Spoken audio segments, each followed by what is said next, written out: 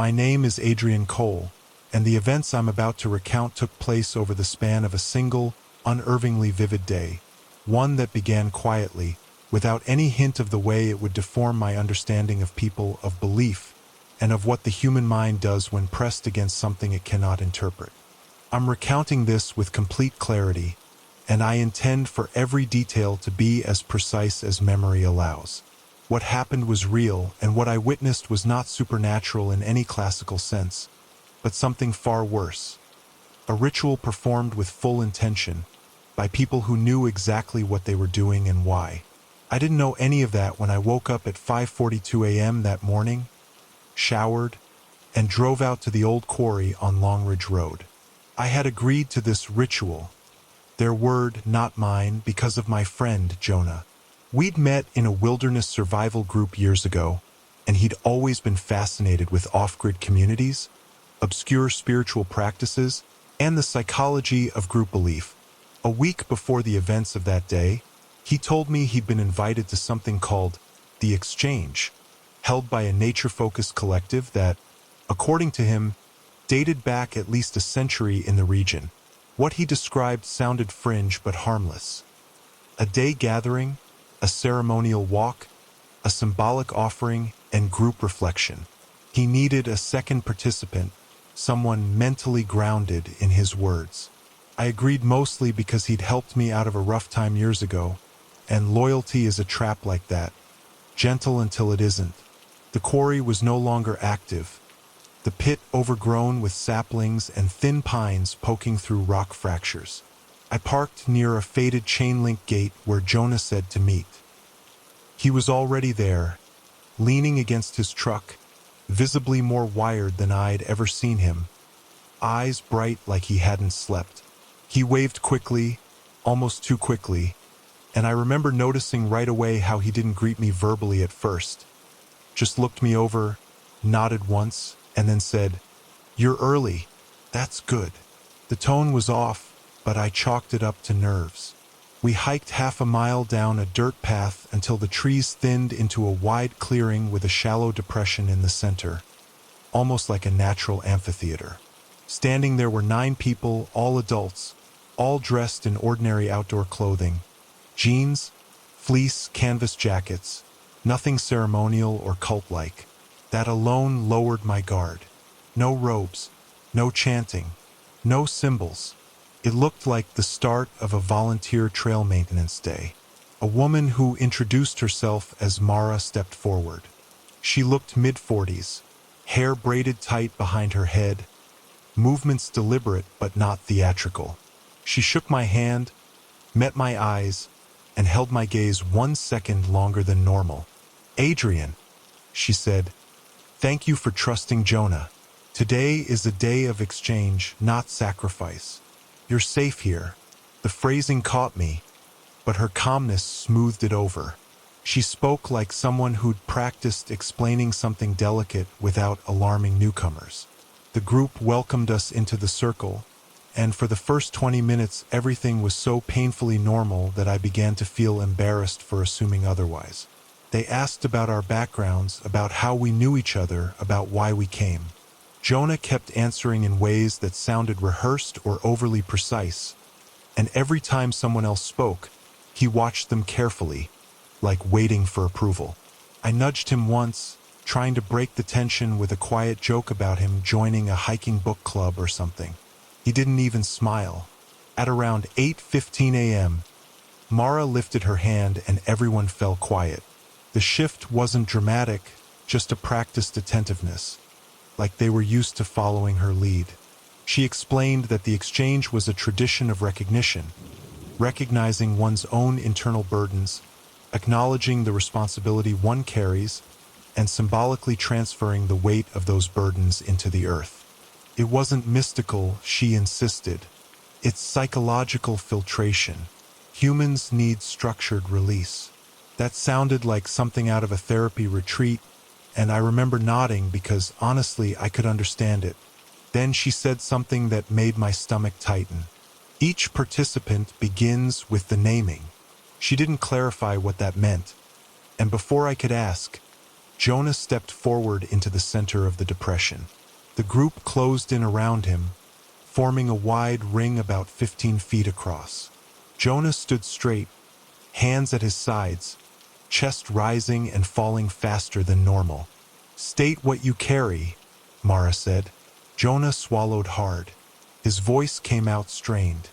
"I carry the guilt of what I witnessed 3 years ago, the accident in the Ridge Valley." I felt my throat go dry. He'd never mentioned that incident to me. Not once. Mara nodded. "And do you claim your role in it?" Jonah's eyes flicked toward me. Quick, almost apologetic, before he looked down. "Yes." Silence pressed around us. Then Mara turned to me. "You've come to observe, but observers participate. That is the rule of the exchange." I froze. The 8 strangers were staring, not hostile, but unwavering. "What do you need me to do?" I asked, trying to keep my voice steady. Mara nodded toward the center. "Step in. You must name what you carry." I stepped forward, gravel shifting under my boots, heart thudding far too loud for something that still looked so deceptively normal. When I reached the middle, Jonah wouldn't look at me. That's when I realized he hadn't invited me for company. He'd brought me because he needed something from me, something he couldn't do alone. And for the first time that morning, I felt afraid. Standing in the center of that quiet ring, I realized how unnaturally still everyone had become. No shuffling, no throat clearing, no wind stirring clothes. It was a type of stillness you only notice when it's directed at you. Like a pressure, a soft weight settling across your shoulders. Mara waited, hands clasped in front of her, gaze steady. I tried to swallow, but my throat felt tight, scraped raw by nerves I hadn't expected to feel. I'd assumed I'd be a spectator, maybe an extra body in a group exercise. Not the focus, certainly not required to confess anything personal. "What exactly do you want me to say?" I asked, my voice low. "Only what you carry," Mara said. "Every person holds weight. You're no different." "I don't have some deep confession," I started, but she shook her head gently. "It doesn't need to be dramatic. It only needs to be real." My pulse thudded at my temples. I wasn't a secretive person by nature, but something about being surrounded by complete strangers waiting for me to expose something vulnerable felt wrong. Yet refusing didn't feel like an option. Their silence didn't demand obedience, it assumed it. "I guess," I tried, shifting my weight, "I carry a fear of disappointing people I care about." Mara's eyes softened. "And do you claim it?" "I do," I said, feeling heat climb up my neck. "Good." I expected the tension to break. Instead, everyone exchanged glances, subtle nods passing through the group. Then Mara lifted a hand and gestured for Jonah and me to stand side by side. Once we did, the group widened their ring, giving us roughly 10 feet of space. No one spoke. No one smiled. They all simply watched. "This is the first step," Mara said. "Now we begin the practice of direction." Jonah inhaled sharply, and I caught the tremor in his hands. Whatever this part was, he already knew. I leaned slightly toward him and whispered, "What is this?" He didn't answer. Mara continued, "Each participant will choose where to place the weight they carry. Some choose the earth. Some choose the air. Some choose another person." The words hit like a cold gust. "Choose another person." I opened my mouth to speak, but she wasn't looking at me anymore. Her attention was locked on Jonah. "Jonah," she said, "you begin the direction." He stepped forward, shoulders tense, breathing rough and uneven. I could hear it from where I stood. The group parted to make a narrow path leading toward a flat, oval stone resting near the edge of the clearing. The stone was maybe 3 feet long, smoothed by years of weather. Jonah walked to it slowly, then placed both hands on its surface. He closed his eyes, chest shaking once, twice, like he was on the edge of tears. "I place it here," he whispered. No one moved. No one touched him. But something in the air shifted. The moment he pulled his hands back, he looked drained, like the simple act of touching that rock had pulled something out of him. Mara nodded. "Thank you, Jonah." She turned to me. "Now you." I blinked. "What am I supposed to do?" "Choose where you place your weight." My mind scrambled. The stone felt symbolic and harmless enough. I could just touch it and be done with this. But as I stepped toward it, I felt every eye tracking me, as though assessing not my choice, but my motivation behind it.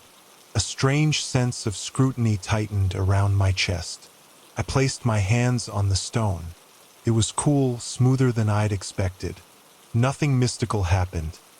No spark, no tingling, nothing but my own breathing and the distant hum of insects.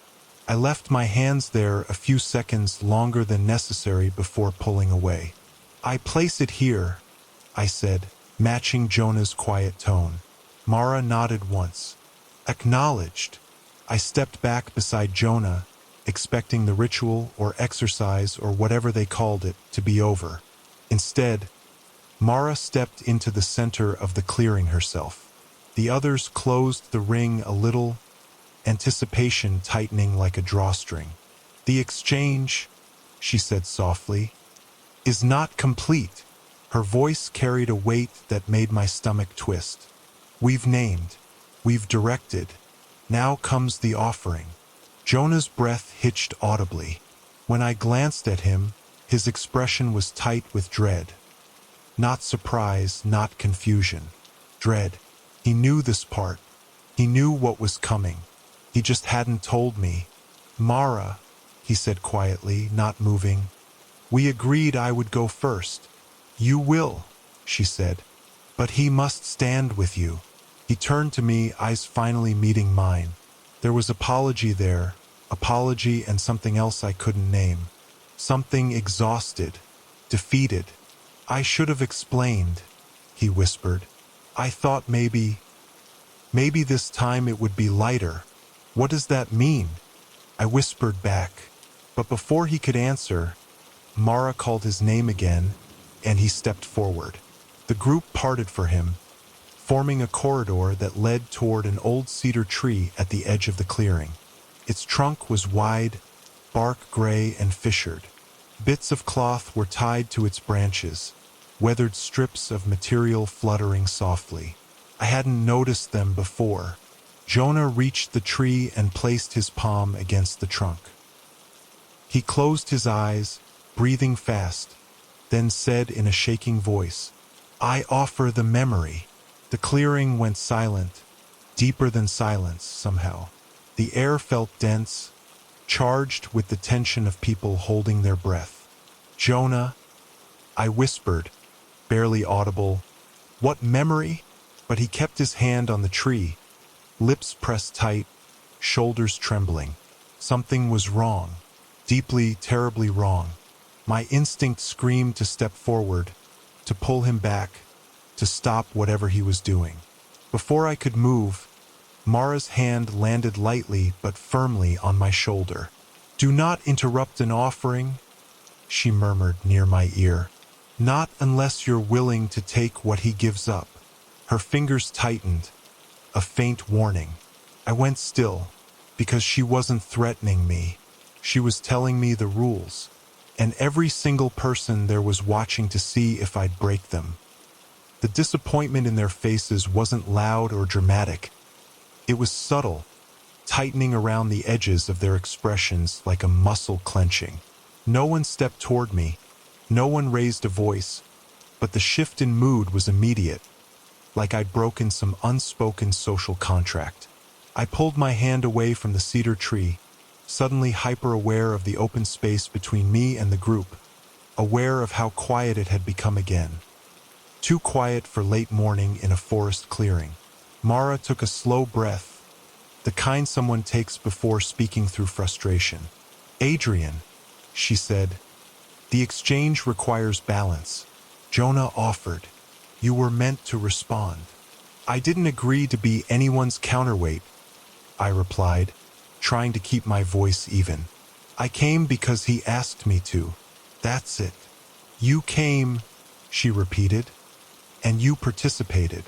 That is enough. Participated, I said. I named something. That's all. The ritual began the moment your foot crossed into the center, she said. Refusal after naming creates imbalance. Then maybe, I said, you should have explained this before dragging me into it. That earned the slightest twitch at the corner of her mouth. Annoyance quickly suppressed. The unbriefed observer is the purest form of witness, she said, untainted by expectation. That is why Jonah chose you. I turned to Jonah. You knew about this? He couldn't look at me. His jaw clenched, his eyes locked somewhere around my boots. I didn't think it would go like this, he murmured. You brought me to be your witness, I said quietly. Not your friend, not your support, your witness. His silence confirmed it. Something inside me sank. Not anger yet, but a sense of betrayal that hadn't found its shape. I stepped back from the tree, putting distance between myself and the center of the clearing. The group adjusted subtly, closing the gap without physically blocking me but making it clear I wasn't meant to walk away yet. Mara took one small step forward, palms open, non-threatening, but her voice had changed. Softer, heavier. Adrian, imbalance harms both participants. Jonah has released something today, something significant. The witness must carry the weight that is offered. I didn't accept anything, I said. You witnessed it, she replied. That is the acceptance. No, I said firmly. Seeing something isn't the same thing as taking it. In this ritual, it is. I shook my head. This is psychology dressed as ceremony. Nothing actually transferred. Mara smiled, not mocking, not kind, something in between. Then refusing should be easy. It is, I said. She nodded once. Then we continue. Her tone was final. The group shifted again, loosening their circle and allowing air back into the clearing. Jonah stumbled slightly and caught himself, still shaken. Mara gestured toward him. Jonah has completed 2 steps, she said. He named, directed, and offered. The ritual is incomplete without the final act. Her gaze drifted back to me. He must be reaffirmed by the witness. Jonah's face went pale. His lips parted slightly, like he was about to protest, but then he shut them tight. What does that mean? I asked, already hating the sound of my own voice. Mara motioned Jonah forward. He approached me slowly, every step reluctant. When he stopped in front of me, only a foot of space remained between us. He looked older somehow, exhausted, wrung out, guilty in a way that didn't look ceremonial but painfully real. Adrian, he said softly, just listen, okay? The reaffirmation is simple. What does it entail? You say you saw me, he whispered. You acknowledge the offering happened. That's it. No acceptance, no burden, just acknowledgement. And if I don't?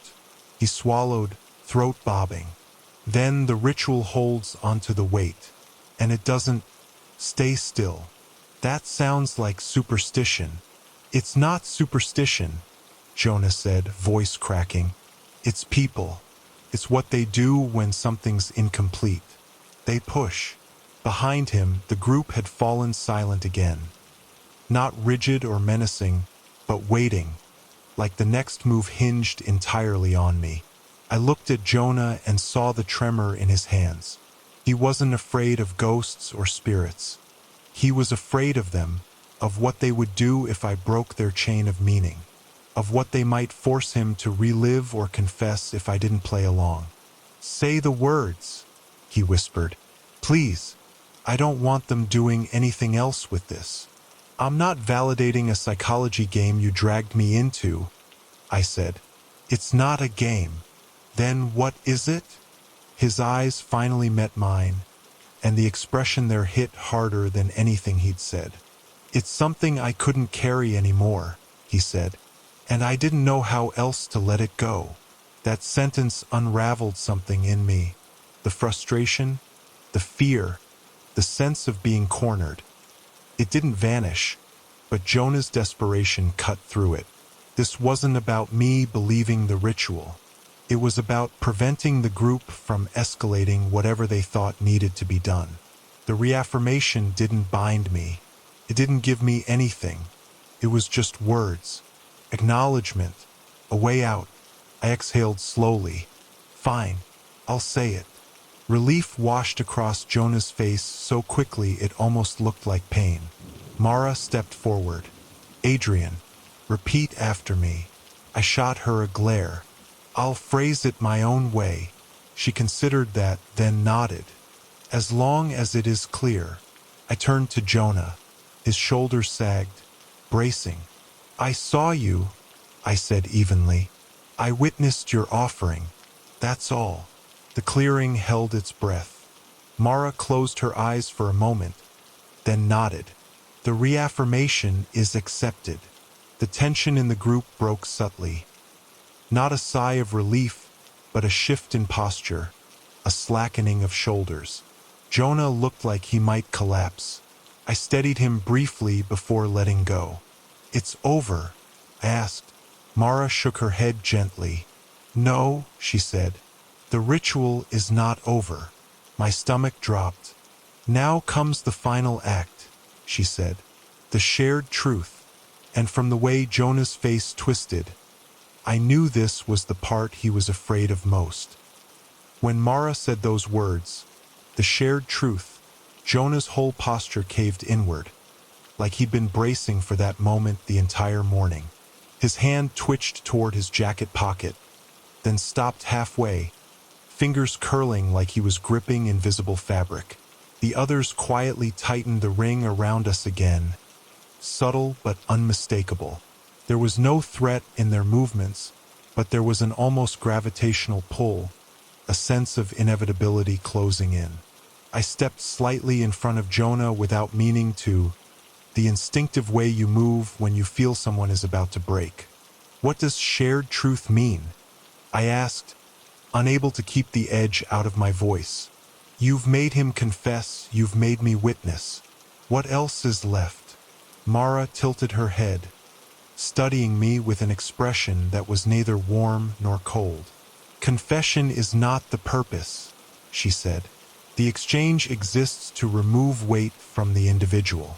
But weight does not vanish. It must settle somewhere. Shared truth ensures the weight is not left suspended between two people. Suspended weight becomes poison. It corrodes. I didn't agree to carry anything, I said. And we are not asking you to, she replied. Shared truth is not an offering. It is revelation. Revelation of what? I asked. She turned her gaze to Jonah. He closed his eyes.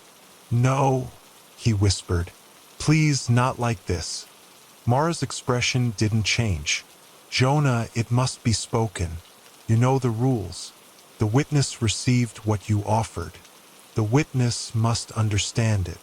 My voice came out low. Understand what? Jonah opened his eyes. They were wet, rimmed red. Adrian, I didn't just come here for myself. It wasn't just guilt about the Ridge Valley. It's what I saw, what I did, what I didn't tell you. His chest hitched. He tried to take a breath, but it came out shallow and broken. What happened in the Ridge Valley? I asked. His throat moved as he swallowed. I wasn't alone, he said. I wasn't the only witness. The clearing seemed to air out for a moment. An exhale of tension that confused me until Mara spoke again. Speak the truth in full, she instructed. Jonah's voice cracked open. I saw someone fall. The words hung between us, stark and heavy. My mind immediately jumped to accidents, hikers slipping, rock falls, cliffs. But Jonah didn't stop. His breath trembled as he continued. "I saw someone fall," he repeated. "But I didn't call for help. I didn't tell anyone. I climbed down. I looked for them. I didn't find anything. Not a body. Not a mark. Not even displaced gravel. It was like the person vanished. Just disappeared." My stomach clenched. "Jonah, if you saw someone fall, why didn't you report it?" "I tried," he said, shaking his head. "But the trail camera, it didn't show anything. Not me, not the person. The time glitch. The shadows didn't match.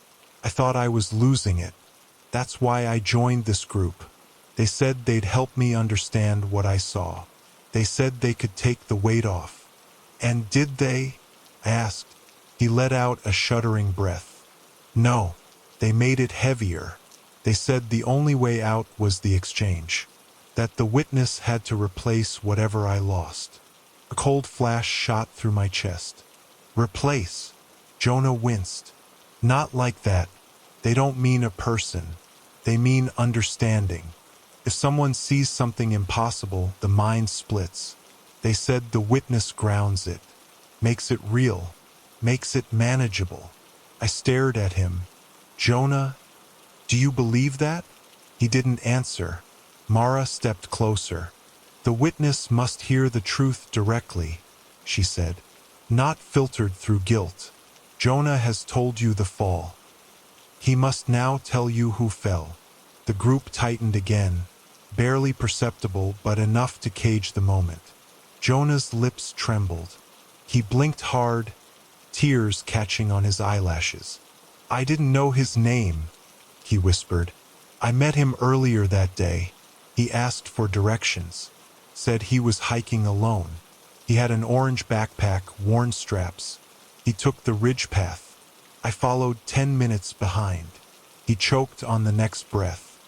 "He stopped at the overlook. I saw him looking down, and then he just stepped forward. No hesitation, no panic. Just stepped off as if he thought there was ground under him." My heart thudded against my ribs. "Jonah!" I shouted. I scrambled down. I should have found something. I should have. But the place where he fell, it was wrong. The ground was smooth, too smooth, like fresh rock, untouched, like nothing had hit it. He wiped his face with a shaking hand. I thought maybe I hallucinated it. But then the group told me I wasn't the first. People see things at Ridge Valley, falls that don't leave evidence. People stepping where there should be no ground. They said the exchange would help me separate truth from guilt. "And did it?" I asked. He broke then, voice cracking into something brittle. "No, because the truth is, I didn't just see him fall. The clearing felt like it inhaled." "What else?" I asked quietly. Jonah lifted his eyes to mine, and the expression in them was raw, terrified. "When I reached the bottom," he whispered, "I heard him, behind me, whispering something I couldn't understand. Whispering from a place where no one was standing. Whispering like he'd never fallen at all." My skin tightened. "Jonah, that isn't. That was the weight," he said. "Not the fall. Not my guilt. What I heard. What followed me out. What I kept hearing at night." His breath shuddered. "And what I offered today was the memory of that voice." The group shifted subtly, a collective acknowledgement of the revelation. But all I felt was nausea creeping up my throat. My mind rejected it. Too strange, too impossible. But Jonah wasn't lying. His terror was real. His guilt was real. Whatever he'd experienced had chewed him from the inside. I took a step back, breath unsteady. "So what does this have to do with me?" I asked. Mara answered for him. "You witnessed his offering, Adrian, and now you must witness the truth that comes with it." My voice thinned. "And then what?" Her answer was soft. Then comes the part where the witness chooses. When Mara said the witness chooses, something inside me recoiled so sharply I almost stepped backward. The clearing seemed to contract around me. Branches leaning inward, the ring of people shifting just slightly, as if to seal any possible exit. Jonah wiped his face with the back of his hand, but he couldn't stand up straight. His posture bent under a weight no one else could see, like whatever he'd just confessed had cracked something inside him. I kept my eyes on Mara. Choose what? I asked, though some part of me already sensed the shape of the trap. She didn't blink. Choose whether you carry the truth with him or walk away from it. That's not a choice, I said. You're asking me to believe something that terrifies him. Belief is irrelevant, she replied. Carrying is not belief. It is acknowledgement, integration, giving the unprocessed experience a place to settle. I already said I witnessed his offering, I snapped. Isn't that enough? No, she said quietly, because that was his version of the weight. The truth is a separate burden. Jonah winced, like her words physically struck him. I shook my head. Why does any of this involve me? Why can't he just process it through your group or whatever? You're the ones he came to. Mara clasped her hands in front of her. Because the mind rejects what does not fit. Jonah's memory, whatever it is fracturing him. He can't contain it alone. But if someone he trusts acknowledges it, it integrates. It stops gnawing. And if I don't? I asked. Her tone didn't change. Then the truth remains unanchored, and Jonah remains at risk. Of what? I demanded. Psychological collapse? Panic attacks? Night terrors? Of replaying, she said. That word sent a ripple through the group. A few of them lowered their eyes. One woman lightly rubbed her wrist like she was soothing an old burn. Replaying what? I asked. Jonah answered, voice thin. The sound. The clearing hushed again. I kept hearing it, he whispered. Every night. The whisper. Behind me. Under the bed. Outside the door. Sometimes it said words. Sometimes it didn't. Sometimes it mimicked me. His breath hitched. Then I started hearing it when I was awake. I felt my skin crawl. Not from supernatural fear, but from the sheer psychological break he described. I'd known Jonah for years. He wasn't delusional, wasn't prone to episodes, wasn't the type to spiral. And yet every detail he gave was consistent with someone who'd been living in terror long enough to erode the edges of his mind. So this ritual, I said, turning back to Mara, it's some kind of elaborate therapy? It is a framework, she said. A way of naming what the mind refuses to name on its own. A way of distributing the weight. And what if I refuse to participate in the final step? She didn't threaten. She didn't raise her voice. But she did step closer. Then Jonah will carry the truth alone, she said softly. And you will carry the part he gave you without understanding it. A chill worked its way down my spine. That's not how psychology works, I said. No, she agreed. It's how people work. Something in her eyes, steady, unblinking, pressed into the back of my thoughts like a thumbprint. She wasn't lying. She wasn't manipulating. She believed this completely, and so did everyone else standing in that clearing. Jonah dropped his gaze, shoulders trembling. I don't want you to walk away from me, he whispered. Not after all this. I don't want to carry it again. I can't. Hearing him say again twisted my stomach. I exhaled slowly. So what exactly am I choosing? Mara gestured for me to step into the center again. My feet moved reluctantly, crunching over pine needles and grit. Jonah stood at the edge of the loose circle, hands curled into fists, eyes following me like he was silently begging me not to disappear.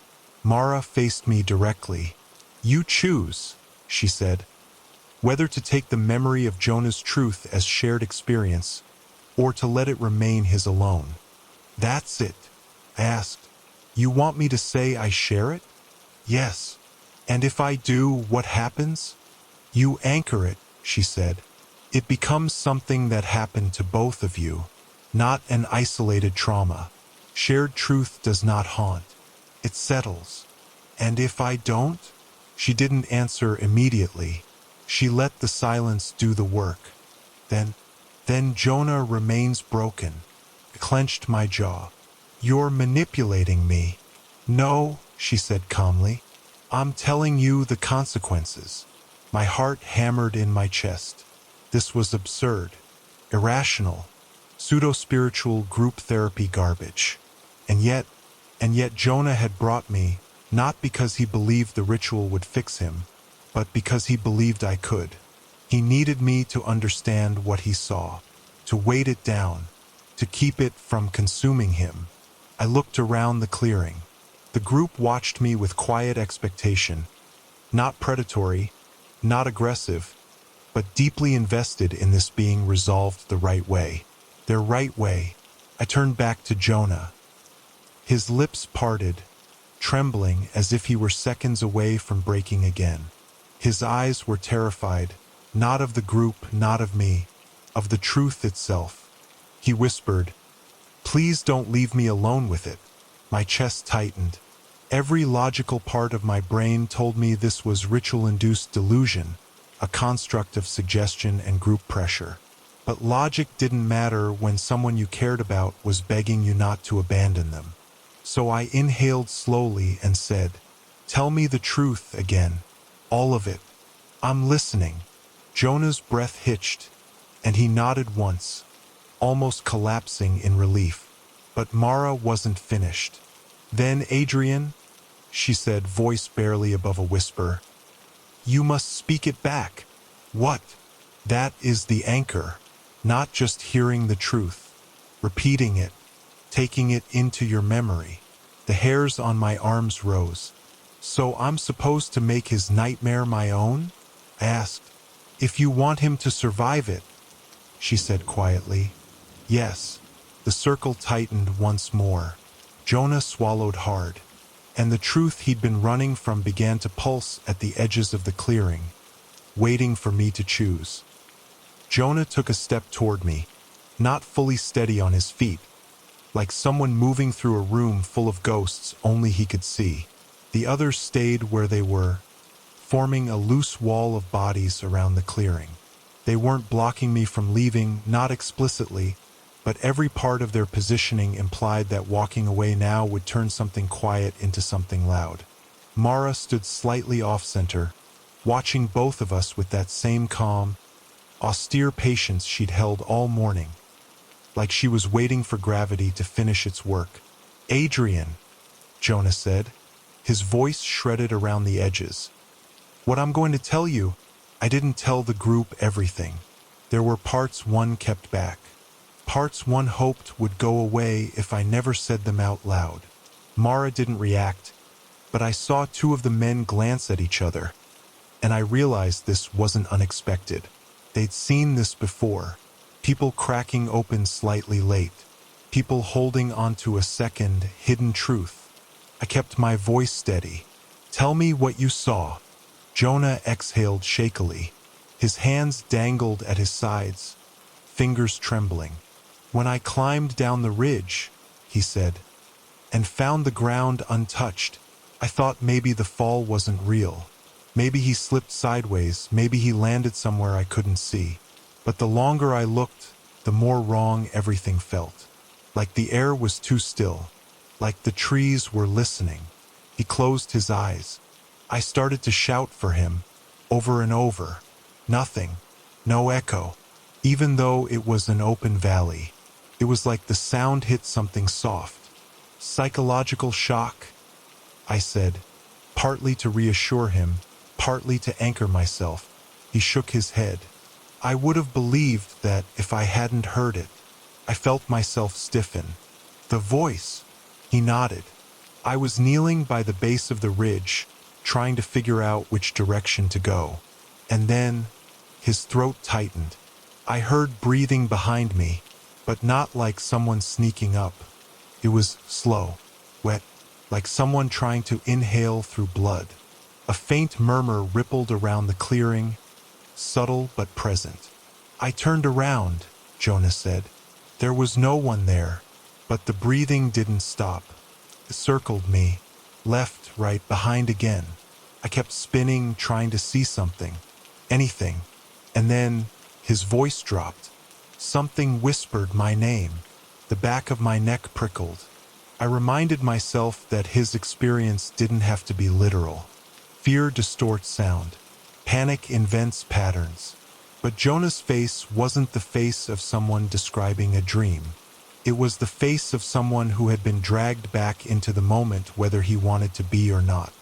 What did it sound like? I asked. His expression hollowed, like someone standing too close to breathe right, like their mouth was touching my ear. But the words, he winced, they were wrong, like they didn't fit my name, like they were stretching around it. My stomach tightened. What did it say exactly? That's the part one didn't tell anyone, Jonah said, glancing nervously at the group, because I didn't want them to think I'd lost it. You haven't lost it, I said. Just tell me. He swallowed, then whispered.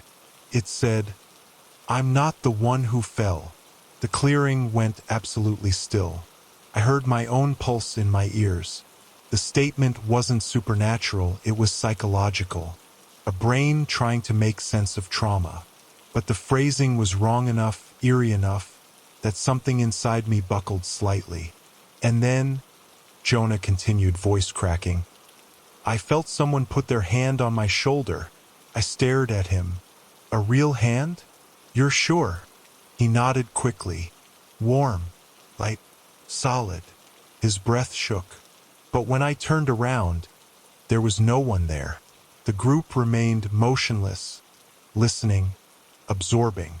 I ran, Jonah said. I scrambled up the ridge so fast I tore my palms open. I didn't stop until I reached the trail. I tried to tell the rangers, but the words wouldn't come out right. I tried to explain what I saw, but I didn't understand it myself. And the more I tried to forget, the more the whisper came back. He looked at me with a desperate tightness in his eyes. I don't want it anymore, Adrian. I can't keep carrying it. I'm not built for this. I felt a pressure in my chest, one that wasn't coming from the ritual, but from the weight Jonah was putting on me. The weight of needing someone to believe him, if only so he wouldn't drown in his own memory. Mara stepped forward slightly. Now, Adrian, she said gently, you must speak it back. A cold wave slid through me. You want me to repeat what he said? Every part of it? Yes, she said, because then you share the truth with him. You give him ground. Otherwise, the memory remains unmoored, and it will continue to follow him. Jonah nodded, barely audible. Please, please just say it back. I don't care if you believe it. Just say it back so it won't be mine alone.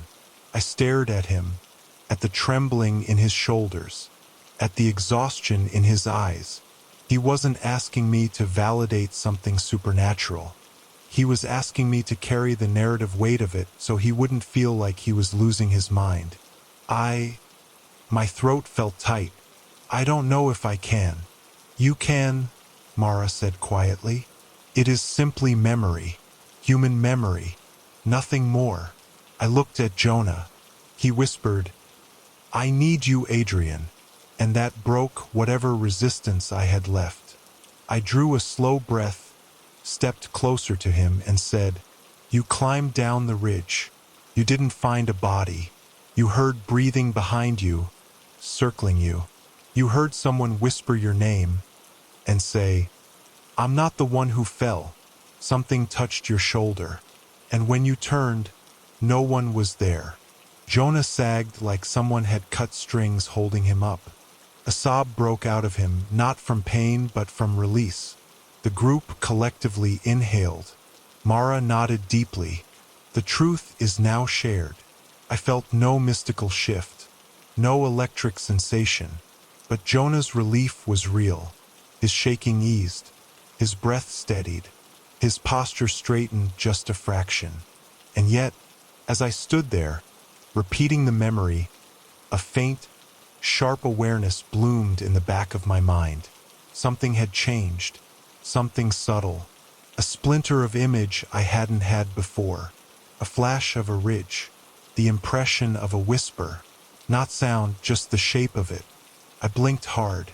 Jonah was breathing easier, but I wasn't, because now the memory didn't feel entirely like his anymore. The moment after I repeated Jonah's truth, everything in the clearing shifted, imperceptibly, but enough that I felt it in my chest. The air felt heavier. My own heartbeat grew louder, not from fear but from something I couldn't categorize, like my mind was trying to map new terrain without my permission. Jonah wiped his face, breathing unevenly but calmer than he'd been all day. For the first time since we arrived, he looked like he wasn't bracing for something. But I was. A faint echo lingered at the edges of my thoughts. Not a whisper, not a voice, just the impression of motion behind me. A subtle wrongness, a ghost image of the moment Jonah had described. Not something I'd heard, something I'd inherited when I spoke his memory back. I blinked hard, telling myself it was empathy, suggestion, stress. Anything but more than that. Mara exhaled softly, the way someone does after finishing a long, delicate task. The shared truth is complete, she said, and the weight is now balanced. Jonah lowered himself to sit on a fallen log, head bowed forward, hair falling into his eyes. Relief poured out of him in slow, uneven breaths. I wanted to sit beside him, to tell him we'd figure this out later, away from these people. But I didn't trust the ground beneath my feet anymore.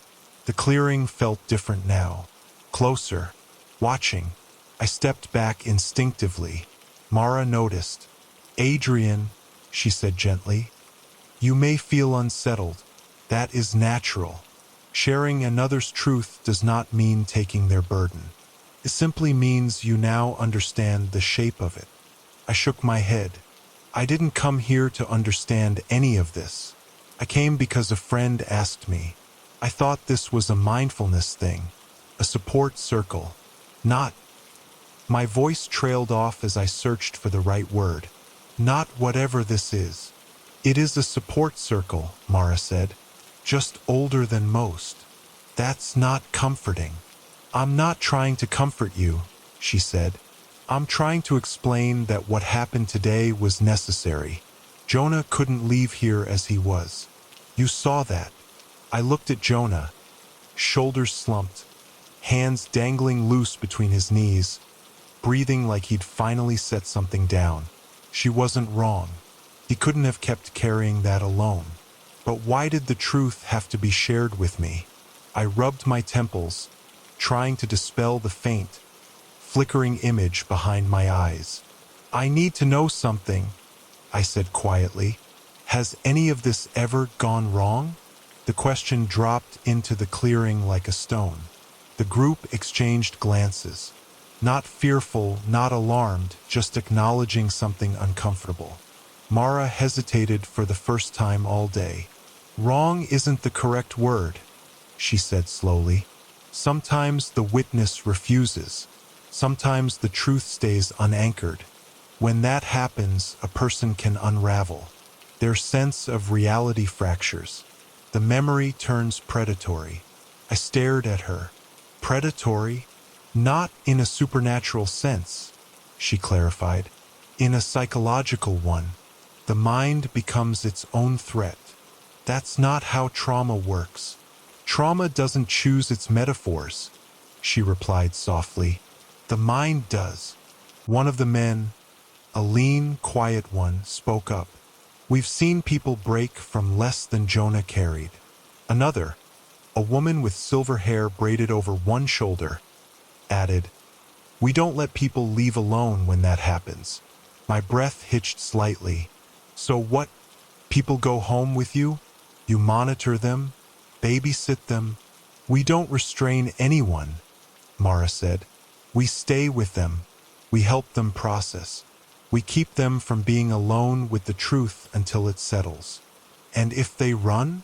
No one has, once they understand the necessity.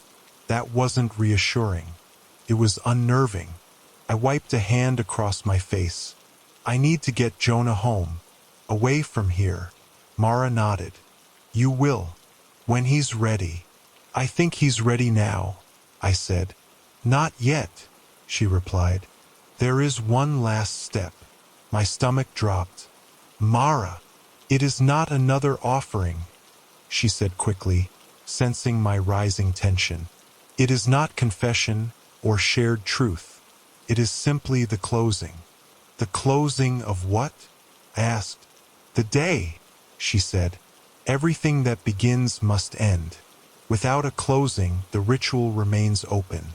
Open things fester. I'm not participating in anything else.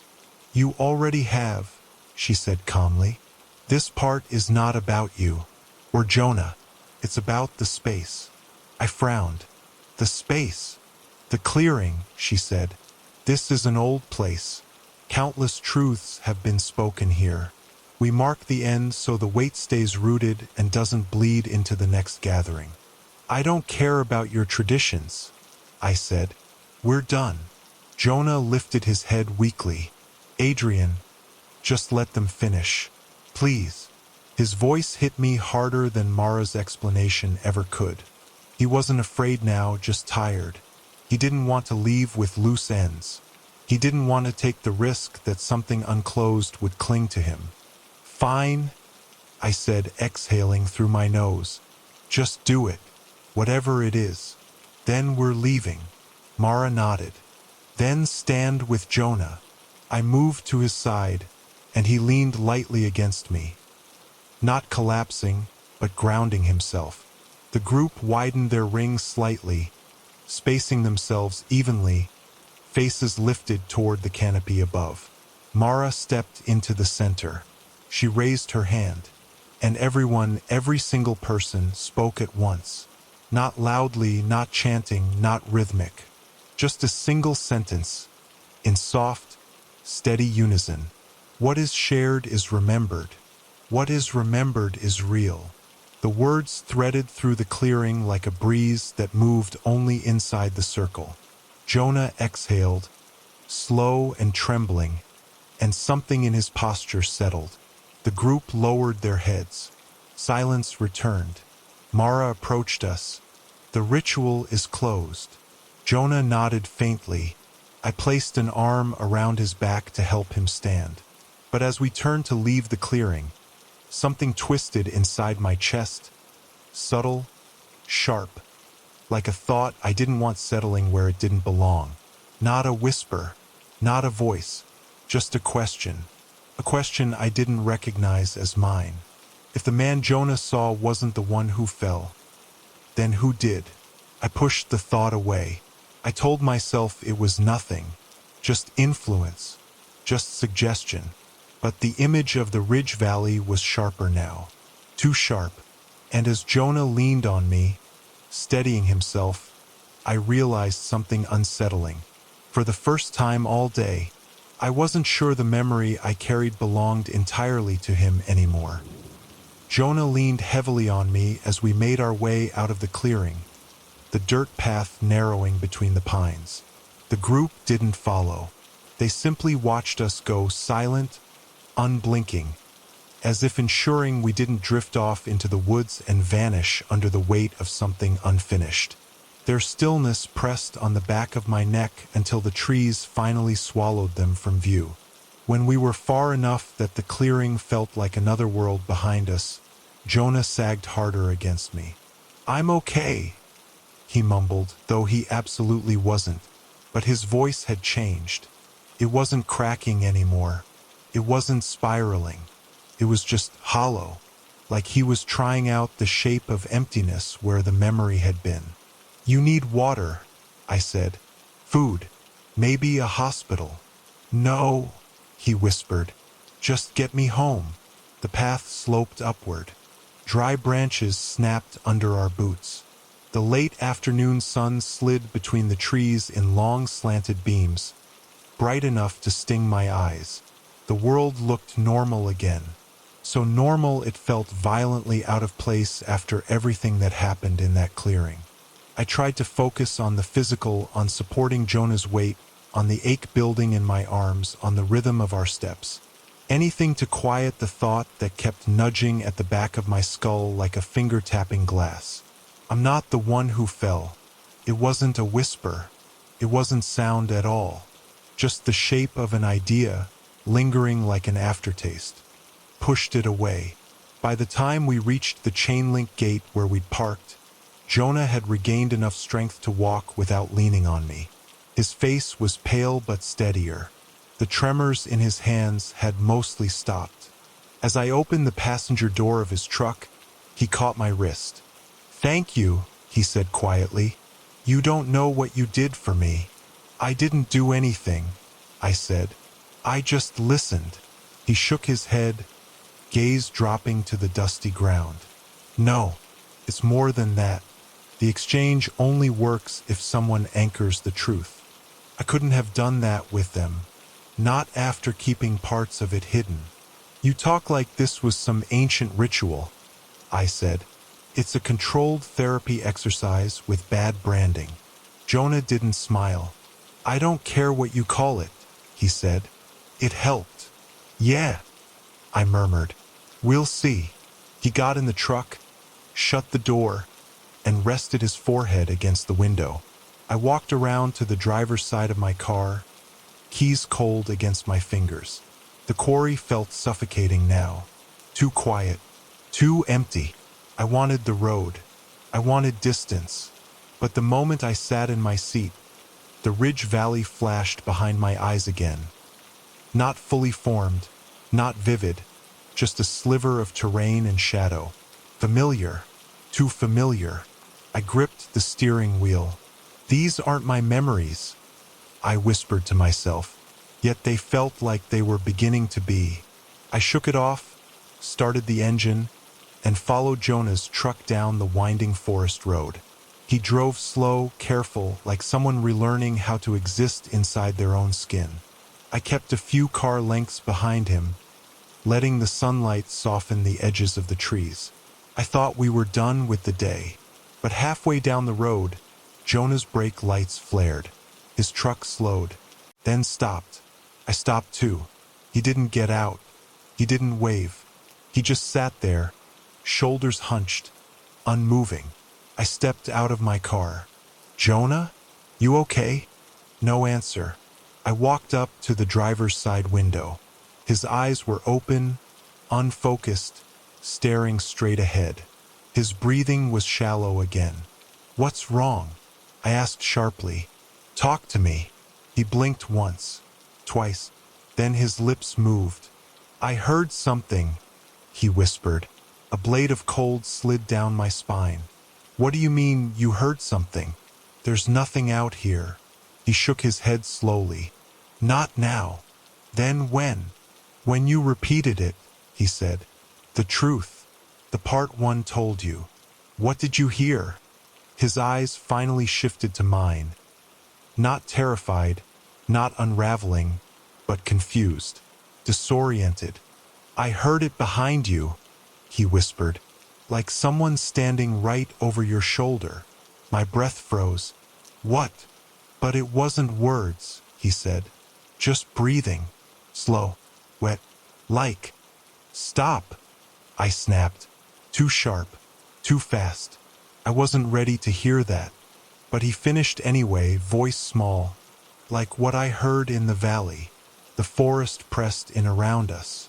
The pine needles didn't move. No breeze touched the leaves. Jonah was trembling again, but not the same way as before. This wasn't panic. This was recognition. "Jonah," I said slowly. "There was no one behind me." "I know," he said. "That's why I'm scared." The ridge valley flickered again behind my eyes. Stronger this time, sharper, like a memory I hadn't lived cutting its way into place. I stepped back from his truck, pulse hammering. "No," I whispered. "No, you're stressed. You're projecting. You're—" But before I could finish rationalizing, something shifted at the edge of my vision. A flicker, a tilt of light, a shadow bending wrong among the straight lines of the trees. I turned instantly. Nothing, just forest. Empty, still, sunlit forest. My heart clawed at my ribs. This was suggestion. This was influence. This was the weight of someone else's trauma pressing against my own perception. Nothing more. I forced my breath steady. "We're leaving," I said. "Now." Jonah nodded quickly. We got into our vehicles.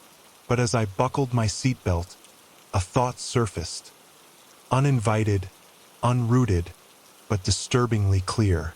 A thought that didn't feel like mine. If he wasn't the one who fell, someone else had to. I closed my eyes hard, gripping the wheel. When I opened them again, the trees outside my car were perfectly still. No movement, no whisper, just sunlight and silence.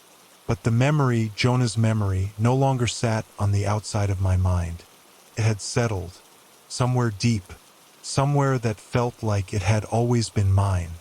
And as we pulled onto the highway, two vehicles heading toward the fading edge of the day, I knew something with perfect, terrible clarity. I hadn't just witnessed Jonah's truth. I'd absorbed it, anchored it, and it wasn't done with me. Not yet. Not even close.